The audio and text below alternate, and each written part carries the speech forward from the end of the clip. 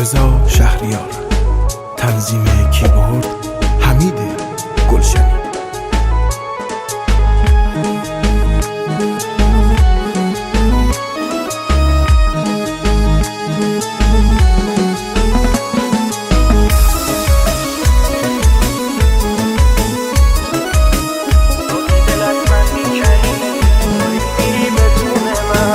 خود دل از من میکنی داری میری بدون من. خب لااقل چیزی بگو، گلایه کن حرفی بزن. آخه بگو ده بی وفا چی کم گذاشتم واسه تو. من که روزی 1000 دفعه جونو میدادم واسه تو. آخه بگو ده بی وفا چی کم گذاشتم واسه تو.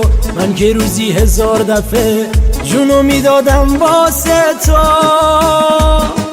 دنیای آرزوهامو با رفتنت خراب نکن. به جای من توی دلت کسی رو انتخاب نکن. به جای من توی دلت کسی رو انتخاب نکن. اسیر تنهاییم نکن، نزار بشم بی تگیگاه. جهنم دنیام بی تو، نرو منو عذاب نکن. جهنم دنیام بی تو، نرو منو عذاب نکن.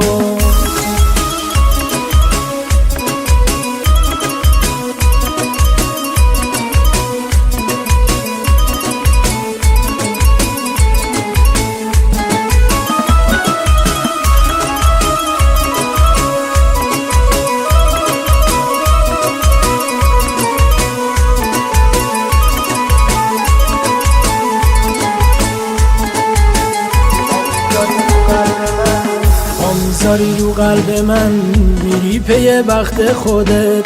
یه رمی کن به حال من، آخه مگه سنگ دلت.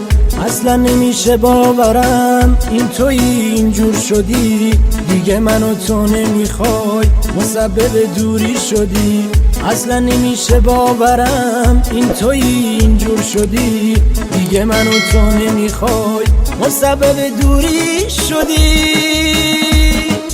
دنیای آرزوهامو با رفتنت خراب نکن. به جای من توی دلت کسی رو انتخاب نکن. به جای من توی دلت کسی رو انتخاب نکن. اسیر تنهاییم نکن، نزار بشم بی تگیگاه. جهنم دنیام بی تو، نرو منو عذاب نکن. جهنم دنیام بی تو، نرو منو عذاب نکن.